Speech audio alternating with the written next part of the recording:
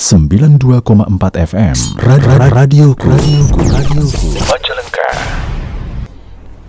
Assalamualaikum warahmatullahi wabarakatuh. Bismillahirrahmanirrahim. Alhamdulillahirrahmanirrahim. Wassalatu wassalamu ala ashrafil anbiya wal mursalin Sayyidina Maulana Muhammadin wa ala alihi wa sahbihi ajma'in, amma ba'du.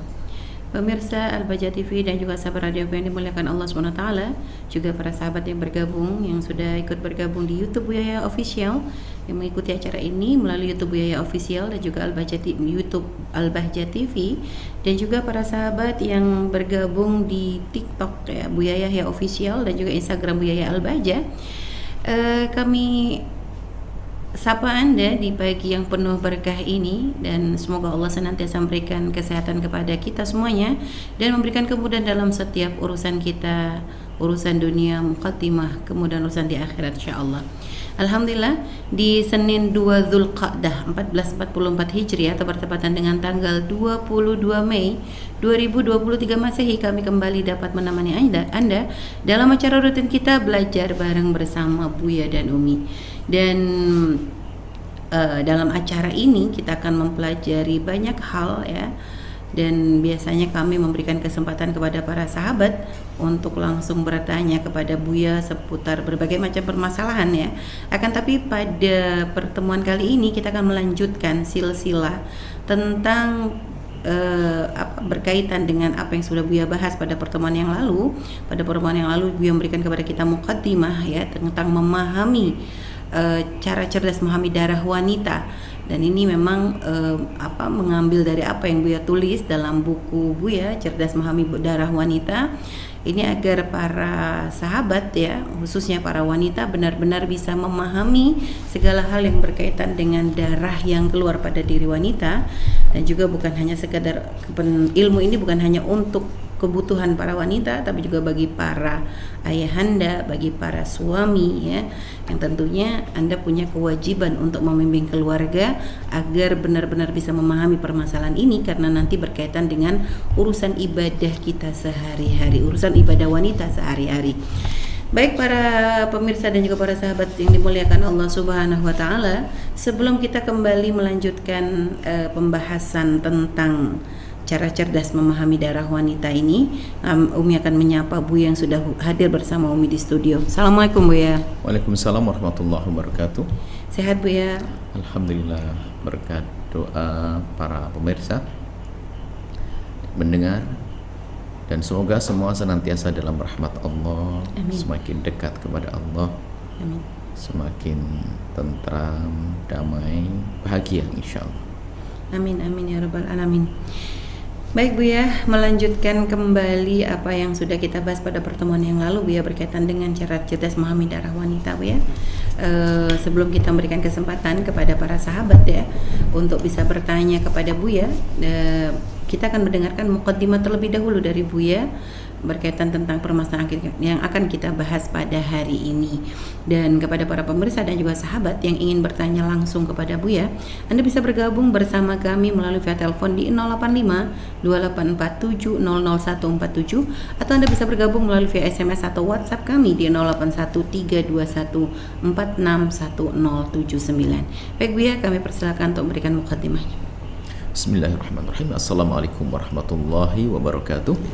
Alhamdulillah, salatu wassalamu ala rasulillah habibina Sayyidina Muhammad bin Abdullah wa ala alihi wa ashabihi wa mawalah, amma ba'd.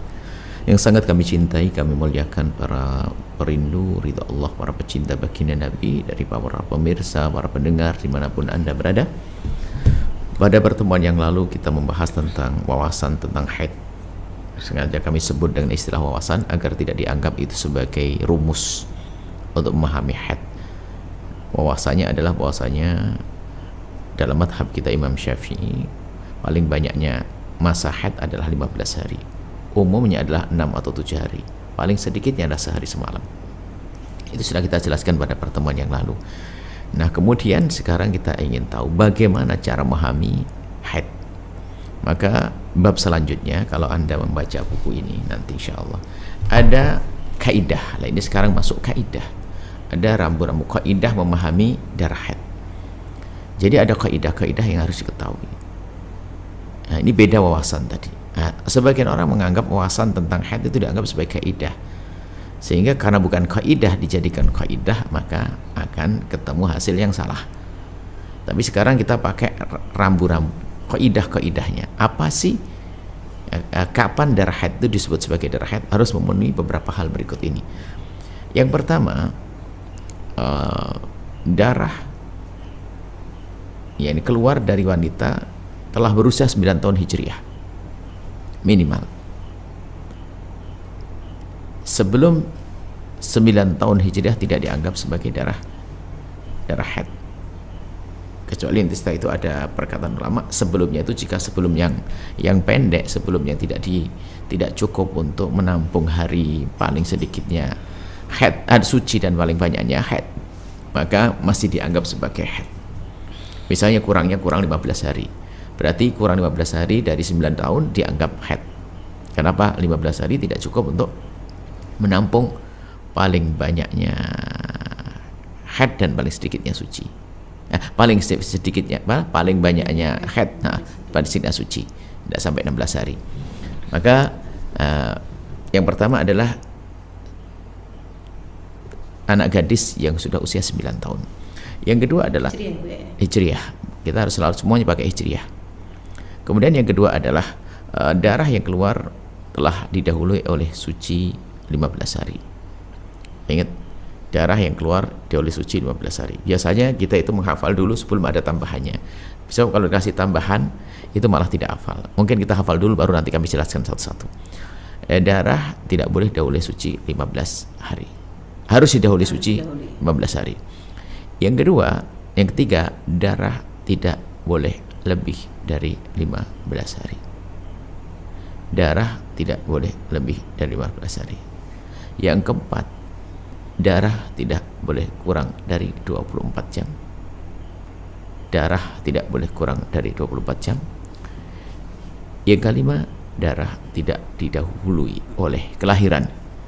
Jadi hafal dulu baru nanti saya terangkan. Yang pertama, usianya tidak boleh kurang dari 9 tahun. Kemudian darah harus didahului oleh suci 15 hari. Kemudian darah tidak boleh kurang dari 15 hari. Tidak boleh lebih dari 15 hari. Darah tidak boleh kurang dari 24 jam. Dan darah tidak boleh didahului oleh kelahiran. Dihafal dulu baru nanti ada penjelasannya.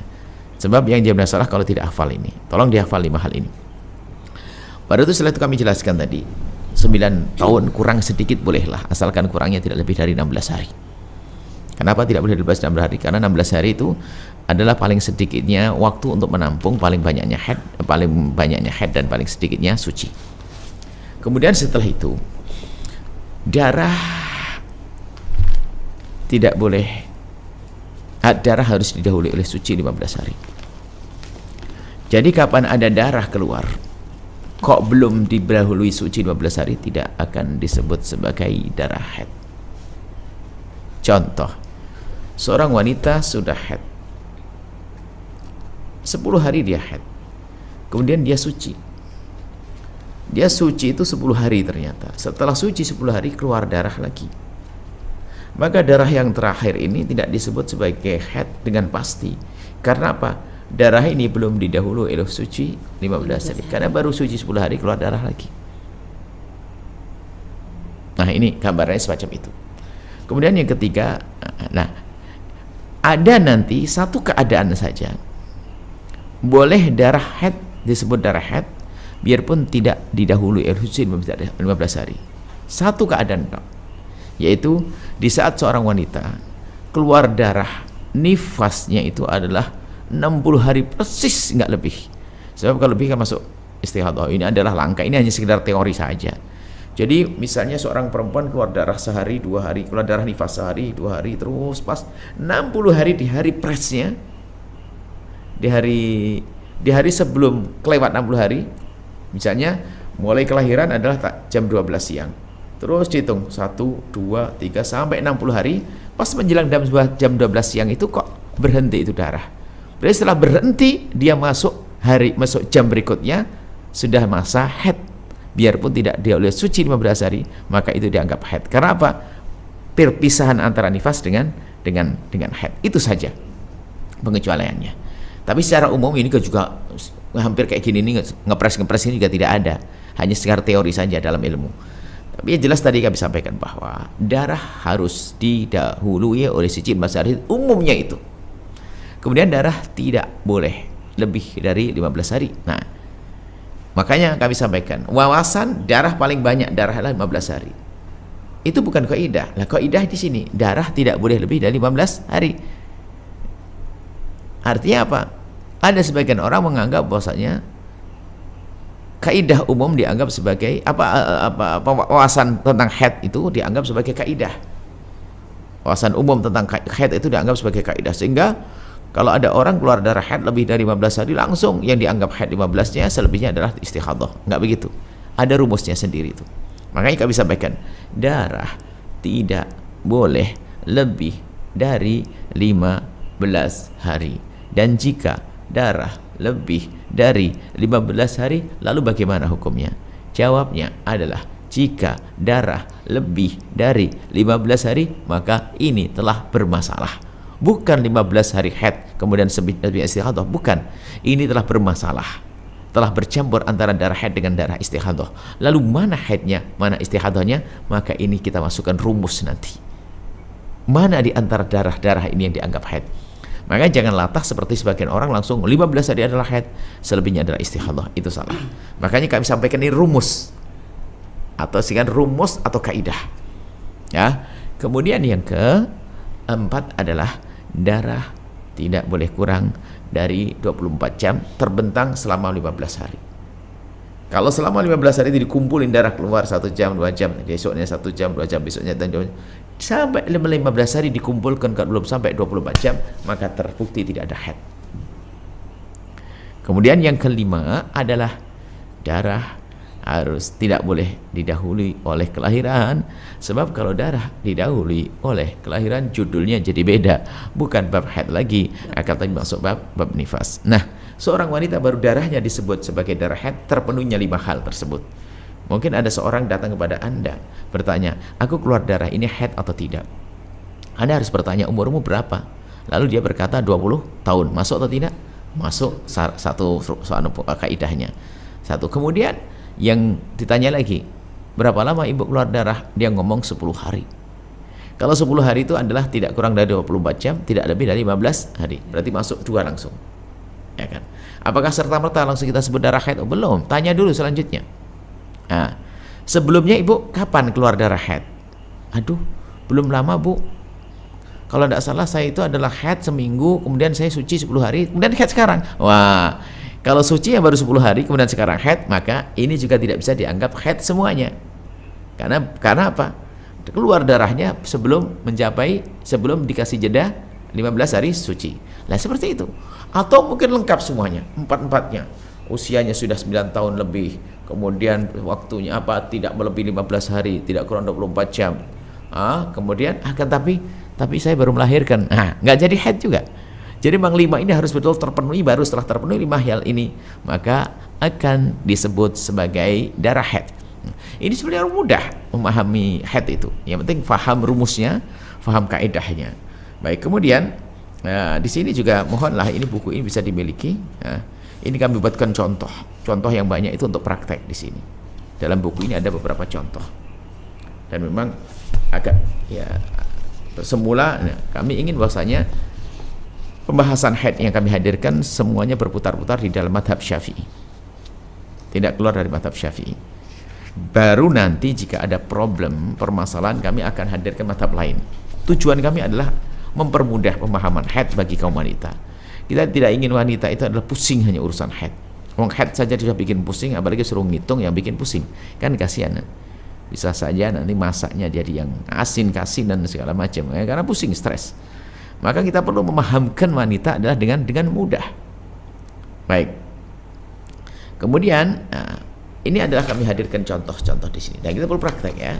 Dan tidak usah kemana-mana dulu. Nah, kemudian dari pemahaman 5 itu kalau tidak terpenuhi akan keluar. Yang pertama misalnya, akan keluar dari haid. Misalnya, keluar darah syaratnya adalah umur 9 tahun Hijriah. Jika keluar darah sebelum 9 tahun Hijriah, maka disebut sebagai darah rusak. Boleh kita katakan istighadah.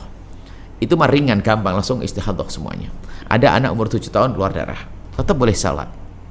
Ada anak 8 tahun keluar darah, tetap dia boleh salat. Kenapa? Darahnya bukan darah haid, karena tidak mungkin keluar darah haid di bawah 9 tahun. Sederhana begitu. Kemudian prakteknya ya, kemudian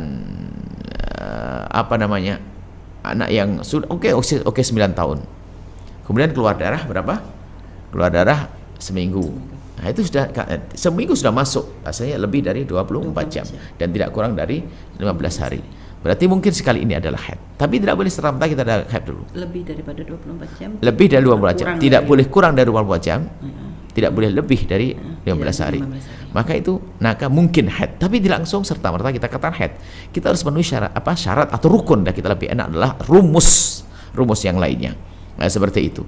Kemudian juga adalah tidak setelah kelahiran. Nah, di saat tidak terpenuhi itu akan keluar menjadi istihadah. Contoh tadi 9, kemudian 15 hari. Ternyata darah haid lebih dari 15 hari. Maka jawabnya adalah bukan 15 hari, adalah haid selebihnya. Istihadah tidak, tapi telah bercampur antara darah haid dengan istihadah. Maka untuk yang jenis ini nanti akan jadi istihadah yang paling rumit. Jadi istihadah nanti akan kita bagi dua, istihadah berat sama istihadah ringan. Istihadah ringan tadi sebelum 15 9 tahun keluar darah haid ringan. Kenapa ringan? Enggak pakai rumus. Nah, kemudian darah tidak boleh kurang dari 24 jam. Kalau ternyata darah kurang dari 24 jam, enggak pakai rumus, langsung aja dikatakan tidak haid.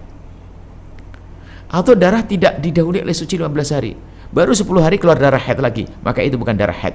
Maka enggak pakai rumus, langsung saja. Hanya satu yang berat adalah jika darah keluar lebih dari 15 hari, maka 15 hari dan setelahnya ini adalah telah bercampur darah istihadah dengan darah haid. Lalu bagaimana untuk memahaminya?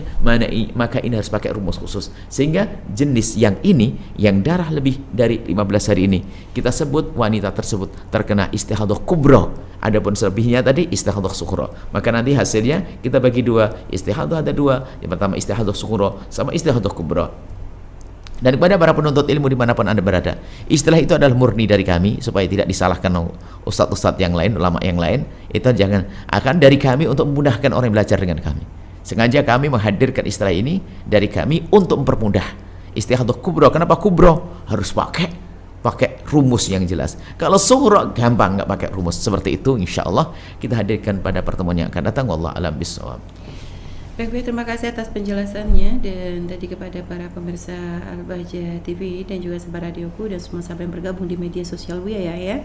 Kami ajak Anda, bagi siapapun yang ingin bertanya kepada Buya, untuk bisa bertanya melalui via telepon di 085 2847 00147 atau bergabung di via SMS atau WhatsApp kami di 081 321 461 079.